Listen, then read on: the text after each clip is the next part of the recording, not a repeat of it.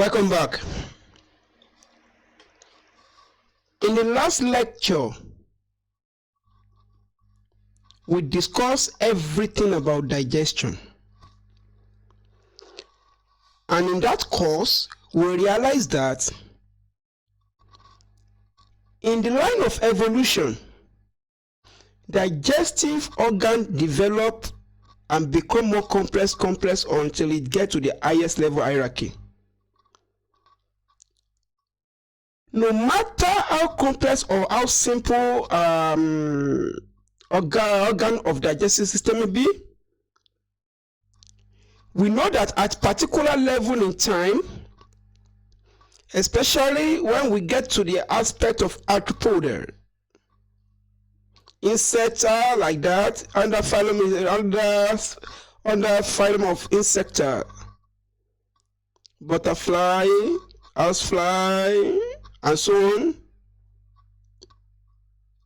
we get to know that digestive system begins from mouth to something that resembles esophagus, to something that resembles stomach, to something that resembles small intestine, to something that resembles large intestine and anus.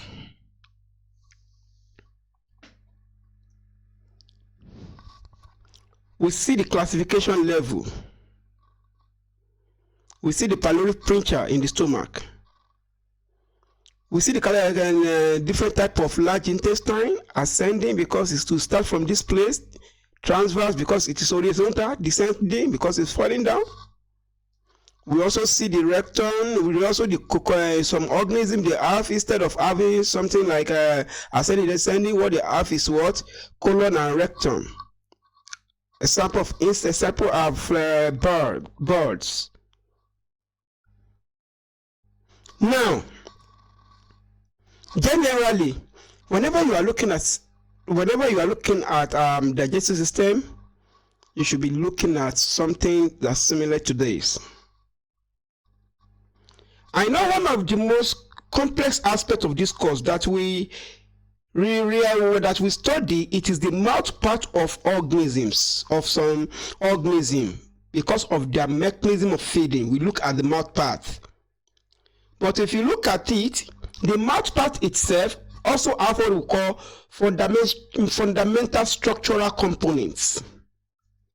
Something that resembles the jaw, something that resembles the lips, something that resembles the tongue, something that resembles the teeth. They are all there. Some area of complexity can be found in the area of sulcus, that they begin to exchange the name of their tongue for glia and all so on and so forth. But I want you to know, as a student on this platform, everything that you are doing, please always ensure you are following some certain pattern. You know, the examination that you want to do, the secret in it is that each question is coming from each topic that you have just studied so far. If you study each topic very well, your examiner can never pick question out of those topics. Then the next thing is that they can make question technical by trying to test your ability to interpret. For example, if we ask you, why do you think food has to be broken down? If they don't teach you in the digestive system, you know that something that is too big has to be broken down. Food is too big. That single seed of rice, it is billion big for your cell to absorb. Because if we go into the microscopic world of that single seed of rice, the world that you are going to see in it is very giant. They are very big and they are very giant. So that is the reason why your teeth in the teeth that you have in your mouth, your tongue, the saliva, the esophagus, the stomach, small intestine, large intestine, they are all working together to break down the nutrients. While the large intestine is working to absorb the water that is still useful from the waste and get the waste off. You see, most of in the aspect of nutrients, if you hold a seed of beans Or let's say that they discover new food today and you hold small aspect of that food. The first thing most nutritionists will try to test is the amount of roughages in that food. The roughages in the food, it is the undigested part of the food. We have to get it out. Your body cannot digest it. So if you see a particular food nutrient and the roughages is so high than the normal body nutrient, that nutrient is not going to be useful. Although you can derive something from it, but most of them will be waste. Go to the people that are into poultry farming. Ask them the reason why they have to fry some things. Ask them the reason why they have to select some beans over some beans. Ask them the reason they are doing they are preparing the bird feeds in the way they are doing.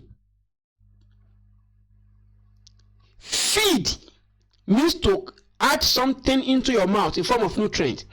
But if you now put S, F-E-E-D-S, it has become noun, which is feeds.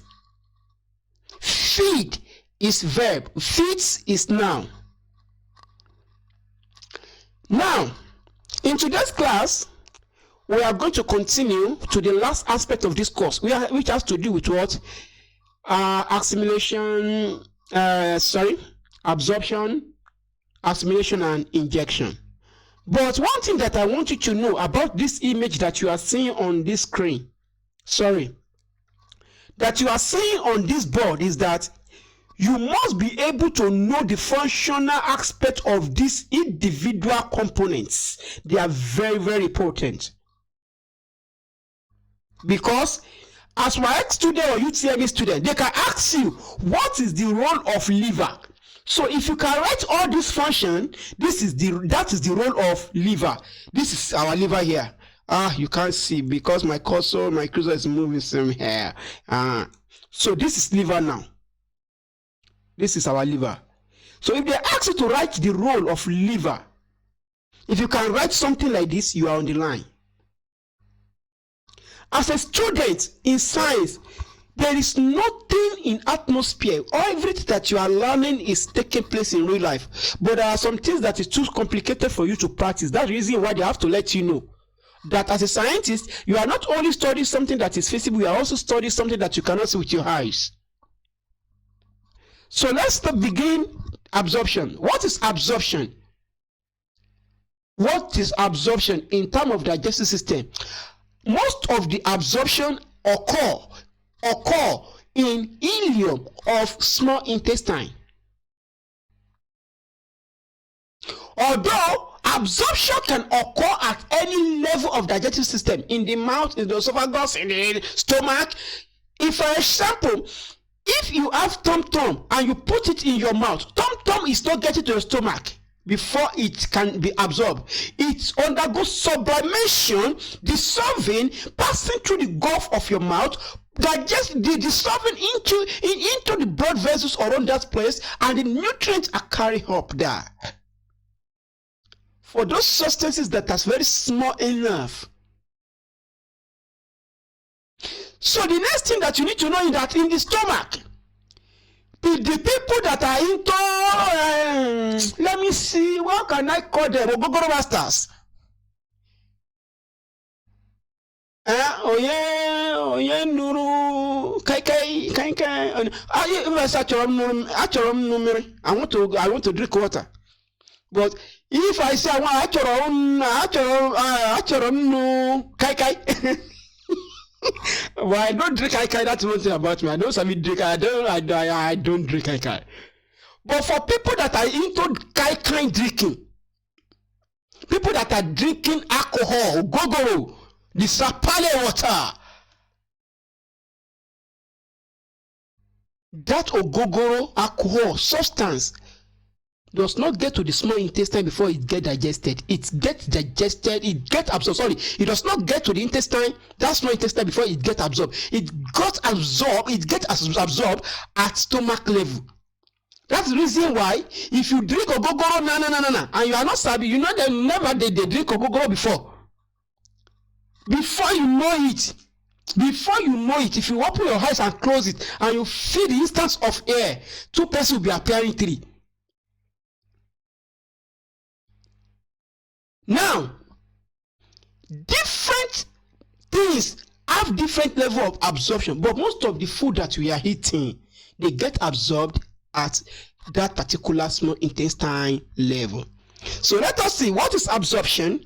Absorption, it is the movement of digestive food molecule through the wall of intestine into the blood or lymph.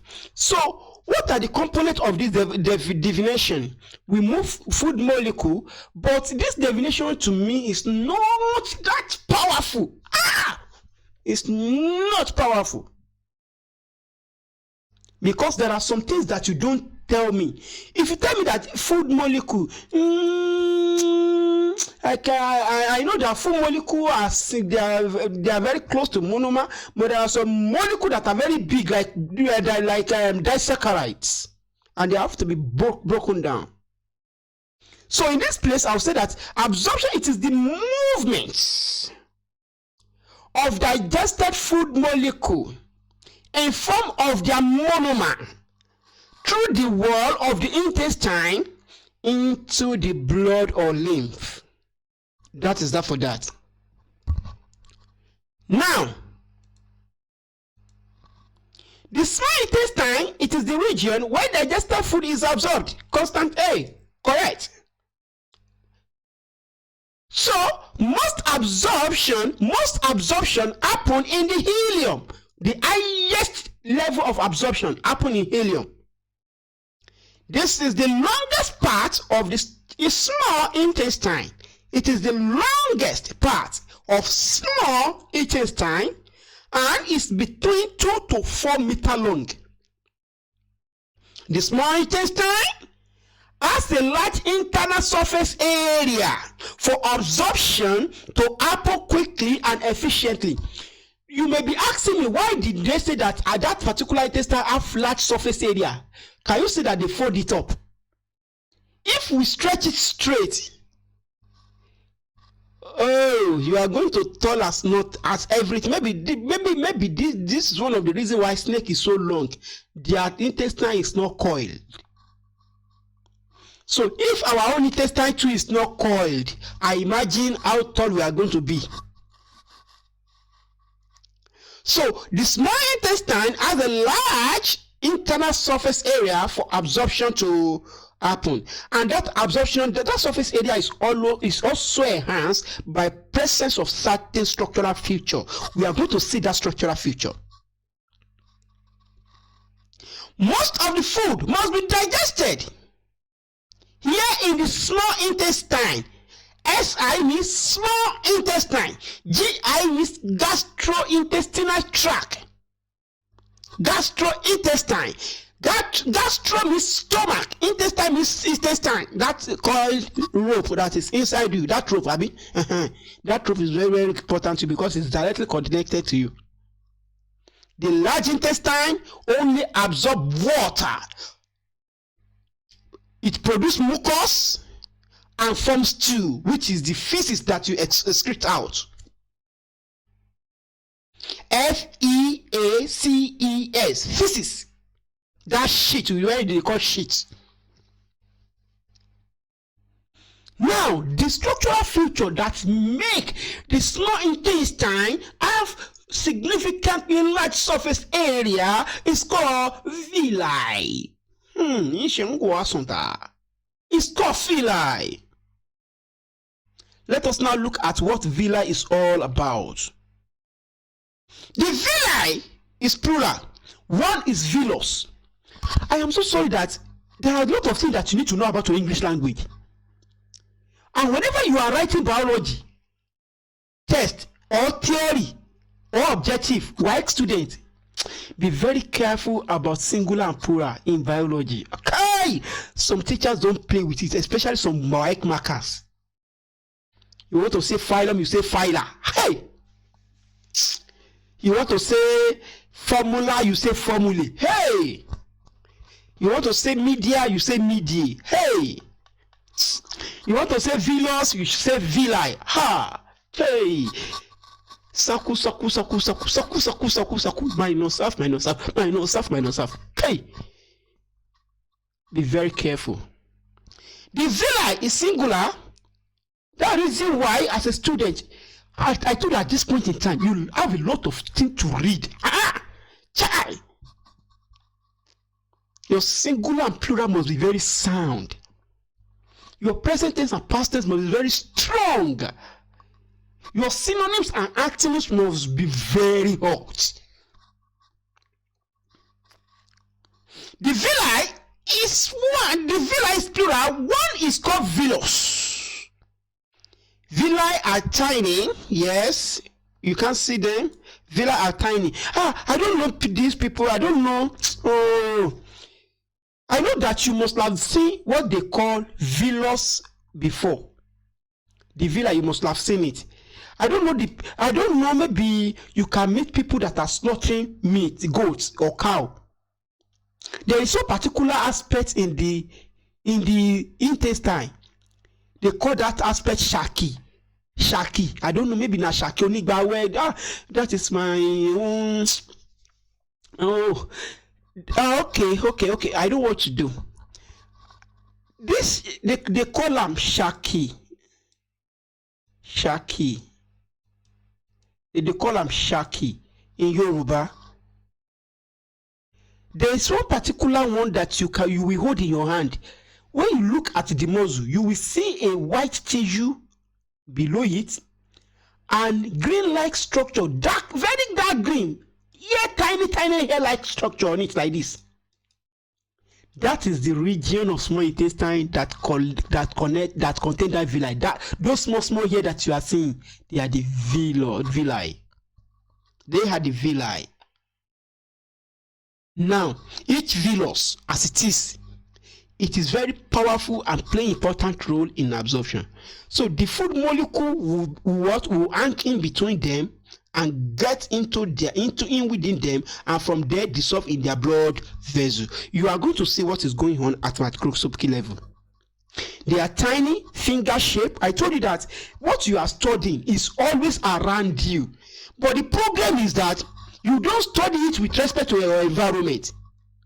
I am so sorry, because I should bring that particular aspect of meat. I should bring it so that you will see what they are calling villi. But maybe later on, we are going to find a way to get around it. Or we should try it now. Let me see, maybe I will get something for you in form of a diagram that I will be able to show to you, okay? Yes, I've seen something. But before we look at it, let us see what is going on, so that we will know that we are on the same screen, okay? Okay, we are on the same screen. Now, here, you are going to see Shaki now. You know that you know Shaki. Now, here, they have several important features. We are going to look at their feature, but let us look at Shaki first. This is your Shaki. I know that many of you will have seen this. Many of you will have seen this before. Many of you even like it. Those people that like to eat meat. This is what they call Shaki. The tiny hair I want to show you.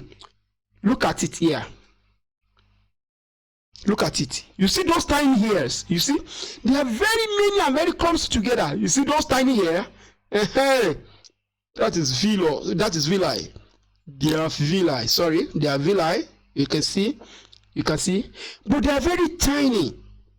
You can see the base of the meat. You can see the base of the meat. That base of the meat, you are going to see it now. That base. That say it is white in nature. So, and you can see the tiny hair. So, just only one of this. We are going to see its diagram. This is another one. This one, it will be very easy for us to see different sections of that small intestine and look at where each particular section is coming from in actual sense. So let's see what is going on here. So these are the features of a villus. Now let us look at it. This is one of them. Villus is a single cell layer. That's the reason why it is very easier for those food molecules to pass through them. But before we look at all this structure, let us look at the feature first. Number one, villus wall, just one thick wall. The wall is just one thick wall. And that one thick wall ensures that there is only a short distance for absorption to happen by diffusion and active transport. I believe as a student, you still understand and remember the classification of transportation that we have talked about on this platform. If you don't, please go and revise your exercise. Go and revise your notes. You know, we have transport mechanism, we have passive, we have active. Under passive, we have simple diffusion, we have facilitated diffusion, we have osmosis.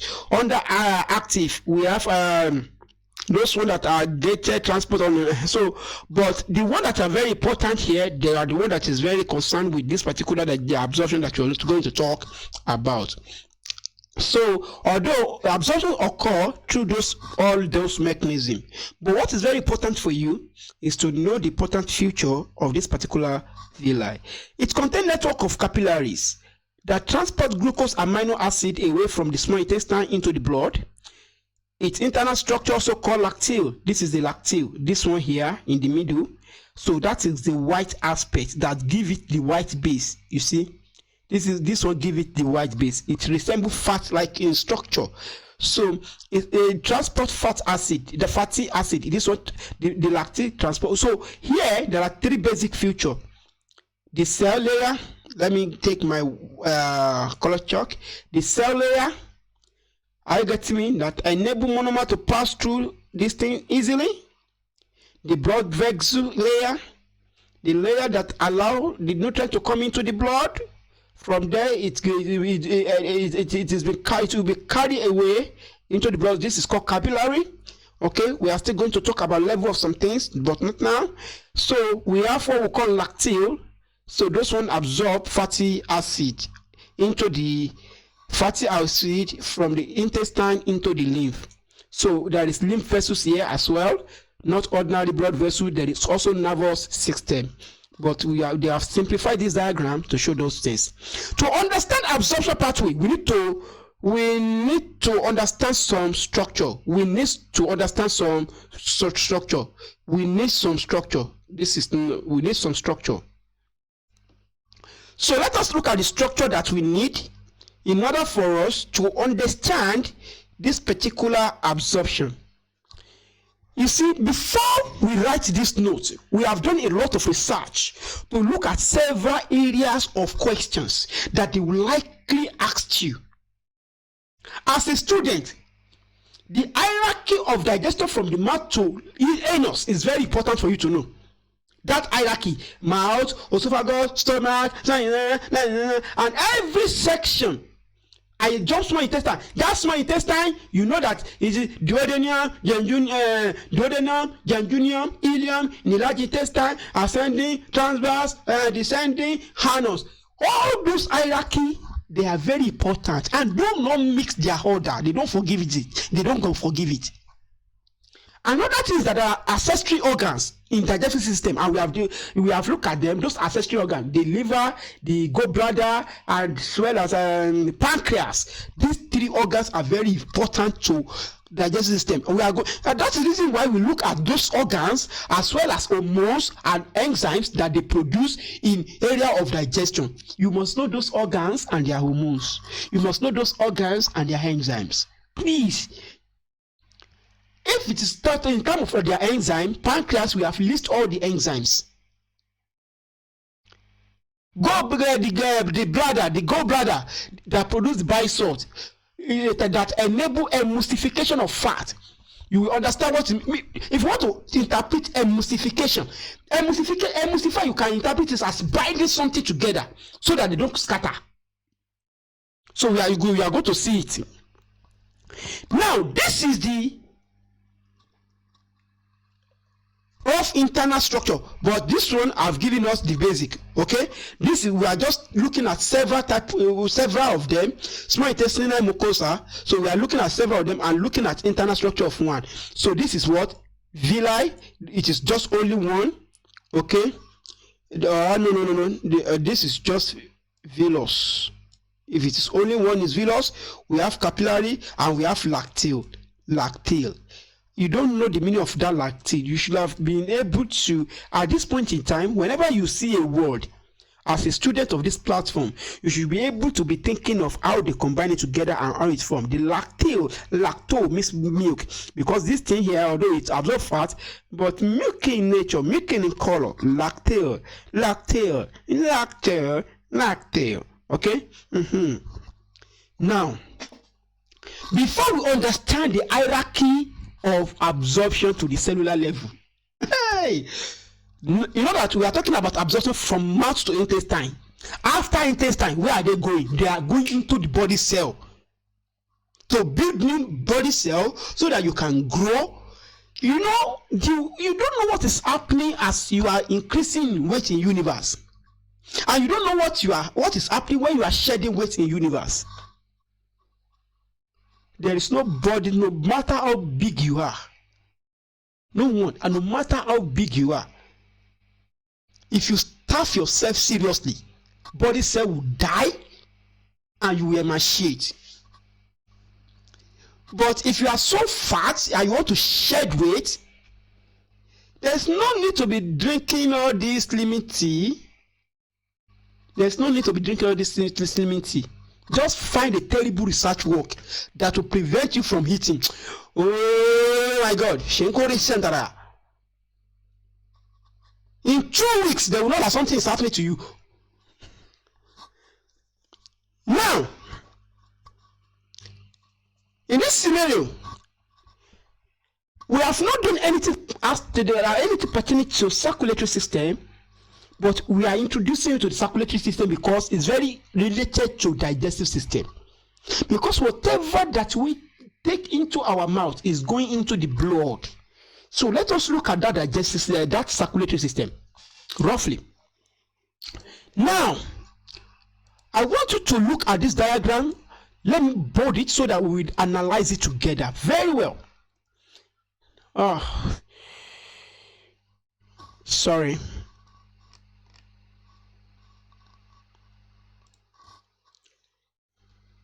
Now, look at this diagram. Look at this center body.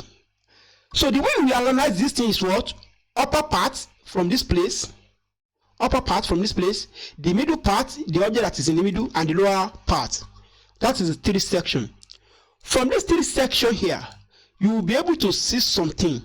Let us look at the heart itself. It is divided into 2 broad chambers. Each chamber have ventricle and auricle. Ventricle is below, auricle is above. There is 2 big arms that is emanating, that is projecting away from the auricle, from each auricle. 2 big arms. The one that go below is called inferior. The one that go above is called superior. Look, you can see that this vessel, this pipe is called blood vessel, but it is vein. The blood come into the heart through the vein. Are you getting me now? And from there, blood go away from the heart, through the what? Through the artery, like in structure. But those artery and vein, they have hierarchy. We are going to look at it. Are you getting me? You are going to see it. So now, in this case, let us look at something here. This is the head. This is the head part. This is the lung part. Tomorrow, when you hear the word pull me. Pulmonus means lung. So pulmonary vein, it is the vein that has to do with lung. Okay? So that is that for that. So now here, you can see the 2 arms from this one. No. You must not confuse yourself. Look at it. Ventricle has only 1 arm out. Ventricle have only 1 arm out. from the blue and the red. Look at the auricle. The auricle is the one there. The auricle is the one here. It has two arms. One projects down, one projects up. That is superior and inferior. Look at this one. Look at this one here. Look at this one here. So this one does the left and the right arm of the left auricle. Of the left auricle, this is the look at this. This is left atrium. Okay, auricle. So this is the left atrium. This is the left ventricle. So now look at this atrium here. It has two arms. Both two arms innervate into the what? Into the lung. They innervate into the lung. Why the two arms of the what? Of the right atrium? Of the right atrium project down and above. Are you getting me now? Now, in this case, here you are going to see some structure here. Yes, look at the one. Look at the one that is coming from the left ventricle. The one that is coming from the left ventricle is the one that now projects down and projects up. You can see the structural demarcation of this particular thing. Let us look at the right ventricle where it goes. Automatically, the right ventricles will go into the lung. Auricle to ventricle connection to ensure that what come out from the heart go back into the heart. They can ask you this type of connection. They can ask you this type of connection, just like the way we have shown you the pattern of connection system of the lung, pancreas, and gallbladder. Just like the way we show you their connective system that look like white tree. They can also ask you the connection pattern of the heart. So in this scenario here, we have seen how hearts link together, but what we don't see here is that we don't see the way they are linked into the what? Small intestine. So now look at some word. This is posterior vena cava. This is anterior vena cava. When they call something posterior, they can also call it inferior. Are you getting me now? Posterior. Post means after. Ante means before. Now, when we say something is vena cava, it means hollow vein. Vein, hollow. Vena cava. Vein that has big hole in it. Or aorta is a trap. A trap. From the word aorta, this particular atrium. This is aorta, you see? This particular thing here, look at it, aorta. So that is the meaning of that. And plew means to flow, while plum means long. Flow. When it is, this is not flow, it is float. Is it flow or float? Plew. That plew should mean float. Because if you cut the lung of an animal and you put it inside water, it will not sink, it will flow. It will flow. It will float. this should be float, okay? It should be float. So from the words, there is another thing called porta. Porta means gate. So all these words, their meaning are very important, and you know that gate can be what? Gate. The entry to a building is the gate. Now, this is where we are now coming from. This is where we are going. The reason why I asked us to look at that particular circulatory system, the pattern of circulation of blood around the body, is because of the presence of what? Vena cava, as well as what? Or aorta. Look at the aorta. You can see this is the aorta. I'm coming. You must see this. It's very, very important. This is our aorta. This is our what? Vena cava. This one carry blood back into the what? the heart, while this one carry blood away from the heart. And the one that carry blood away from the heart is coming from its own ventricle, and the one that carry blood into the heart is coming from its own atrium. Are you getting me now? Now, that is why we say that atrium to what? To ventricle part connection. Now, in this case here, look at the aorta, that large blood vessel that carry blood away from the heart. It supply blood and nutrients into the digestive organ and any organ that is to do with. I get it now. It supply blood into those organs. The reason is that those organs, they are made up of cells.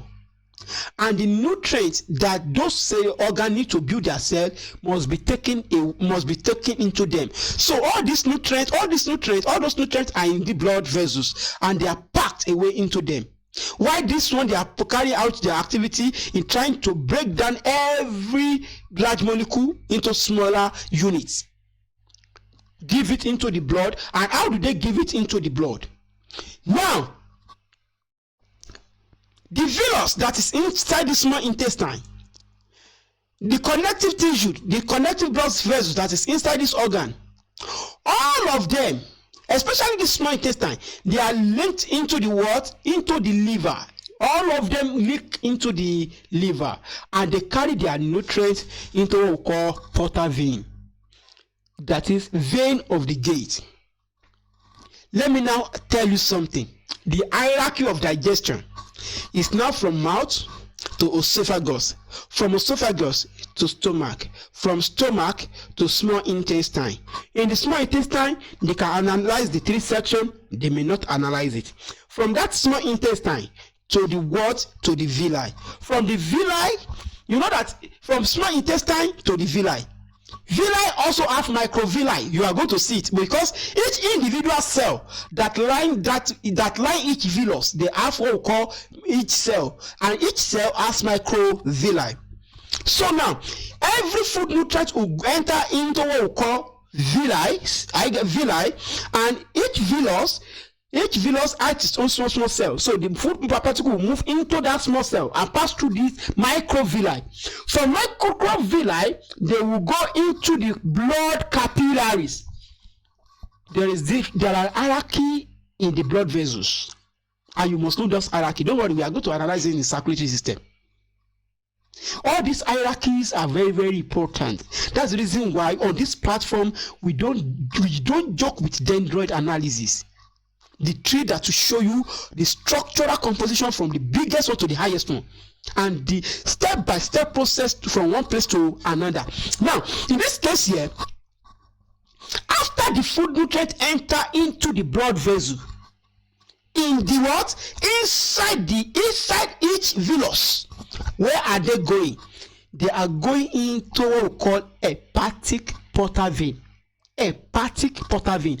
Although they can call it portal vein, removing the hepatic, but the full pronunciation is hepatic portal vein because it is the gate that is inside liver. So hepato means liver. Hepato, H-E-P, hepa, H-E-P-A-T-I-C, hepatic. It will go in, they will deliver their content into hepatic portal vein. From hepatic portal vein, another vein will take it up. Another vein will take it up, and the vein that take it up, it is the one that you are seeing here. It is called hepatic vein. So the only difference between them is because the first one where that nutrient enter, where the blood enter, is called portal. It is gated. While the exit, there is no gate. I get it now. So from hepatic portal vein to hepatic vein, both of them are veins. And from that hepatic vein, it is going down into the what? Into the inferior vena cava. Another word for inferior is posterior. After. So when the blood now gets to this particular inferior vena cava, the hollow vein, where do you think they are going? Why not? Sorry. Where are they going? they are going into the heart. So the heart will now pump all this blood into the body tissue. And you know, during that course, they will move into blood capillaries. So when they now get to into the body tissue, they will now pass into the cell. During the process of assimilation, absorption is what we are still talking about. In absorption, the nutrients will move from the small intestine into the blood capillaries. The nutrients will move from the small intestine into the blood capillaries, and those blood, they contain nutrients. That is movement of nutrients from the intestine to what? Blood capillary. That's the meaning of absorption. This hierarchy, if you like it or not, we don't know what can come out, but it's very good you know it. Skin data. Now, this is a clear diagram that shows us what is going on. This is our hepatic artery. This is our aorta from the heart. It shows all the body connection into the everything that is. This one is for the renal, the kidney circulation. This is the digestive system, the circulation, that is middle gut. They call it mesentery. Meso means middle, entero means gut. The middle gut circulatory system. So this is portal thing. So this is the gate of the liver, where all these nutrients from the gut will come inside. These are blood vessels. So we are going to see. So from there, it will go into the what? Into the hepatic vein. From hepatic vein, is going into the what? Into the heart. From the heart, is going back into the. It is going back into the larger vein. So from larger vein, it will mean venule. From venule, it will mean it will, from vein to venule. From venule to capillary. Can you hear that? That is the hierarchy. From the vein to venule. From venule to capillary. Okay. From capillary to arteriole, don't worry, you are going to see it. From the artery to artery, from the artery to what? Aorta. So that is the structural hierarchy of blood vessel. So this is how your nutrients circulate throughout your body cell. How the rice you eat broken down into different carbohydrates, amino acid, and they are taken into your blood, and your body cell also carry out chemical reaction, break them down into the pieces, and your body machine take those pieces up, they build it into another protein, and they add it into yourself that make you grow. Are you getting me? So there are two types of circulatory system that we have to look at in this place in terms of their hierarchy. We have to look at normal circulatory system and the hepatic circulatory system. For normal circulatory system, everything starts from heart into the what? Arteries. From artery into the arterioles. From arterioles into the capillary. Are you getting me now? From capillary into the venules. From venules into the veins. From vein back to the heart. So this is the hierarchy of the blood vessel along normal circulation. But when we are talking about hepatic circulation, those one that has to pass through the liver, that will supply nutrients into our body, we are from the heart to the artery, from the artery to the arteriole, from the arteriole to the what? Capillary, which is the first step of this. Are you getting me? Into the blood capillary. Then going to the venule, going to the vein. Are you getting me now? So going to the venule, going to the vein, going to the venule, going to the vein. So this is hepatic system now, hepatic portal system. From that hepatic portal system, you know, it's now going into another venule, going to another venule, going to another venule before it's going to another vein and the heart system. So how many venule system is in this? If they will ask you a question about this particular hepatic circulatory system. If you look at the hepatic circulatory system, this is one venules, this is one venules, this is one venules. There is 3 venules. There is how many vein? 1, 2. There is 2 vein. Why the line of artery does not even change at all for both normal and hepatic circulation. Are you getting me? So this is the analysis that you need in order to excel in this examination. The lamina propria, it is the tiny, you see, all these technical words, I don't know the reason why we don't learn this particular course in our own language. If you hear the word lamina propria, you will see, you will be thinking as if the word want to fall. And it is just a structural aspect in the small intestine. The membrane that covered all these particular blood, all the vessels in the body, the tissue that cover the inner part of them. It is like a floor. The lamina propria, it is the thin layer of connective tissue that form part of the most lining. They form the lining, known as mucous membrane of the mucosa, which line various tubes in the body. The implication is that various tubes in the body, they have mucosa membrane where the mucus is generated. Your sputum is generated from the mucosa section of every part of your body, especially in any tissue that is ciliated in nature. So this is a blood vessel. Are you getting me? If you look at this blood vessel, very well, you will see the inner part. So the lining of this inner wall of the vessel is the one that they are called lamina propria. You can see lamina propria.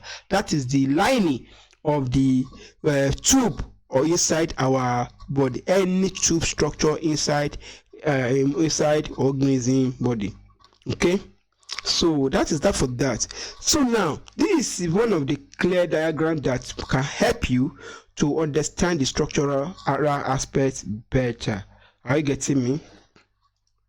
So therefore, look at this. This is our stomach. This is our intestine, the large intestine one. This is the connection between the liver and the small intestine. But what I'm trying to tell you here is that the aorta, the vena cava, they are linked into what? They are all linked into the portal circulatory system, like that. Okay, we have shown ourselves and you are seeing. So this is a magnified diagram of how villi are located inside the small intestine. So they just cut small section of intestine, and each of these balls that you see here, each of these color represent each nutrient. So that particular color here that is very dark in almost dark brown in nature is called glucose. This one pink is called amino acid. The yellow is called fatty acid. You can see that. So the fatty acid, which is the yellow, you can see some things that is added to it. Those things, they are called bisalt, and the purpose of that bisalt is to ensure that that particular fatty acid, they all glue together. You will know what I'm talking about by doing this experiment. Are you getting me? Normally, if you take a small palm oil and you add it into water and you shake it vigorously, at the end of the day, you are going to see each of this particular oil scatter around in that particular structure. But if you add soap to that solution, what happens? The solution will blend out. If you add soap to it, the solution will blend out, because soap is an emulsifying agent that will aggregate all the oil and make them almost soluble inside the water. So this structure here, without the help of this particular bisalt, passing it through this lactyle will be very, very difficult. So when the bisalt combine with that fatty acid, they form a structure called micelles. They form a structure called what? Micelles. Look at more micelle is, although this structure is very big, at microscopic level, you will see micelles as aggregate of fatty acid. Micelle as what? Aggregate of fatty acid. And there is a particular bond that maintain their structure. Maybe electrostatic bond and hydrophobic bond. A hydrophobic bond play a very vital, important role. That is why I say that you must, as a student, understand that we have components and we have combined forces. Understanding the combined forces that put things together to make them appear as a whole is very important. Oh my God, is very, very important. So that is that for that. So you can see this, you can see this structure as a structure, as something that has to do with putting oil in water and adding soap to heat to make that particular fat blend into the system of every living organism. So, although after absorption, assimilation coming into play. And what is assimilation? All these things are working hand in hand. What is assimilation? Assimilation in biology is defined as the process in which living organisms integrate the nutrients from the various external sources to their own body. That is to say, the glucose that you achieve from the rice outside, it will be integrated into your body, and your body cells and their enzymes are doing that particular thing. I must let you know that there is particular thing that serve as particular differences between absorption and assimilation. In absorption, there is blood capillary, there is nutrients. There is blood capillary, there is nutrients. And there are tissues that they meet in the way. But for absorption to take place, villus and microvillus must play an important role. But when it comes to assimilation, there is blood vessel, there is nutrient, there is where they target the thing for, but they don't have to struggle for microvillus and microvilli. Now, in this case, let us now look at what exactly is the meaning of that particular assimilation. So I have just told you one of the differences between assimilation and absorption. In absorption, microvillus and villus play important role, but in assimilation, there is nothing like that. Are you getting me? So, and the procedure of assimilation is very simple, but the biochemical procedure is one that is very complex, in which we are not going to look at in this course. The only way that we are going to look at is where we get to oxidative respiration, that respiration that we are going to look at citric acid cycle, Krebs cycle. We are going to look at Krebs cycle. So therefore, let us look at what are the further meaning of assimilation. So in assimilation, every organism integrates their external nutrients into the body. And this is where respiration begins. The respiration will take part in that place by converting the chemical into the energy source that the organism will be using to perform their own activity and life process. That's the reason why farming is very important, because without food, life will be very difficult. If you don't have money, everybody in the universe, the constant number one is that we are going to die. The constant number two is that we are going to eat. Constant number three, we are going to receive oxygen. The constant number four, we must defecate. Constant number five, we must have our bath. But you may be having your own every day. Some may be having it once in a week. But at least, mean that they are human beings, they must do that thing. So now let's move on. So they integrate the nutrients from external source into their own body and utilize them to satisfy the energy demand required to stay alive. In another meaning, assimilation refers to the use of vitamin, mineral, all the classes of food. Are you getting me? Within the intestinal tract. It involves synthesis of macromolecule from the what? Simple absorbed molecule and help in the cell growth, development, and what? Formation of new cell and new cell production. So therefore, it is very, very important that in a day, it is very, very important that whatever you want to eat, you take care of it, you look at it very well, and you are certain of whatever you want to take into your system. So now, this is everything about assimilation.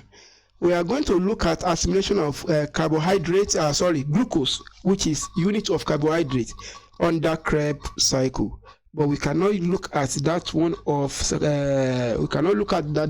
of fatty acid, amino acid. It is too far. So this is the process of assimilation going on in line as the blood is moving the content of the unit of food all along its path. So this is the point where everything that is inside the blood is getting tight, and it's getting tight supplyingly into the blood vessel. So what I mean is this: after you have absorbed your unit nutrients, now inside your body, this is our gastrointestinal tract. The carbohydrates from the external source go into the gastrointestinal tract. So the unit of every carbohydrate, because this is carbohydrates now, we are specific about carbohydrates, they get into the circulatory system, which is our blood vessel. They pass through that place. Are you getting me now? Exactly.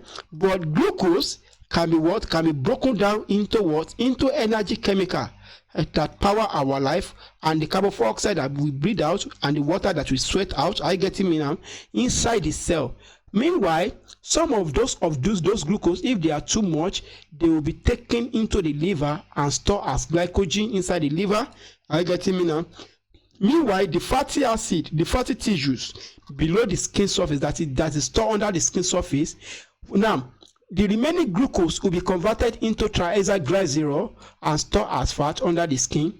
If there is a need for food substances, maybe during the course of fasting, that store when you are fast to certain point that there is no more food, your body will have to use the stored triglycerol and convert them into glycogen. Are you getting me? In this place there will be gluconeogenesis, while this one will be glycogenesis. So this glucose will now go and store inside the systemic vessel. You know that they are not passing into them like this, they are directly passing into their tissue. So it will be stored as what? As glycogen. It will be stored as what? As glycogen. So all lactate, amino acids, and glycerol, they also take part, they also shuffle into gluconeogenesis pathway. So this is a short description of citric acid cycle and all the nutrients that are coming into it, but we are not going to analyze it here. All of these things that you see here, they are enzymes, because I have told you that if you see the word ATEND, know that they are all enzymes. There are millions of enzymes that are doing activity to now in this case here, these are several enzymes that is taking part in breaking down of single glucose into carbon dioxide and ATP that your body will be using. Now, the last aspect of this course is called injection. So basically, the four main functions of the large intestine are what? One, absorption of water. That's the reason why if your intestine is very active and absorb a lot of water from your feces will be so strong that, you know, for you to get it out, you have to undergo a lot of exercise. Okay, you have to like push a lot before it can come out. Now another one is decompose leftover organic matter, or any organic matter that is not absorbed into pieces them. Okay,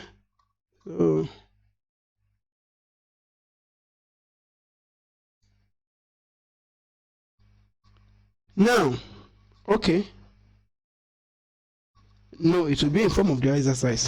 It will be in the form of exercise. Now, the second important usage of a large intestine is decomposition of what? Leftover organic material. The next one is production of vitamin B and K and folic acid. They can ask you. And the last one is what? They store and eliminate waste product, which is feces. So this is everything about digestion. In our next section, we are going to start with circulatory system. We are going to finish the rest of the circulatory system in the first of the 4th week, and then we progress into evolutionary theory. So this is the structure of large intestine. This is egestion. You can read through this particular note. although it's more, if you read this note, it will give you very small little information. So what are the nutrients that are absorbed in what way? Glucose absorption by diffusion, and by the simple diffusion, by facilitated diffusion, and by osmosis, by active transport. Okay, so here, one of those things that I want you to look at, we have talked about some nutrients: the glucose, the water, the fatty acid, and the protein, and the amino acid. Please, I want you to work on what is the mechanism of transport system that enable those things to cross from the small intestine into the blood vessels and from the tissue into individual cell. Is it by simple diffusion, facilitated diffusion, or ordinary osmosis, or through active transport? It is very important that you know those things. We have discussed it and you should be able to remember it. Please, students, do your exercise. WAEC student, go to your past questions, look at your objective and theory, and figure out how you can write your theory to suit the required answer by your WAEC official. It is very simple. It just require hard work for 1 year, and once you have it forever. Nobody can delay you any longer. Thank you for listening. ABP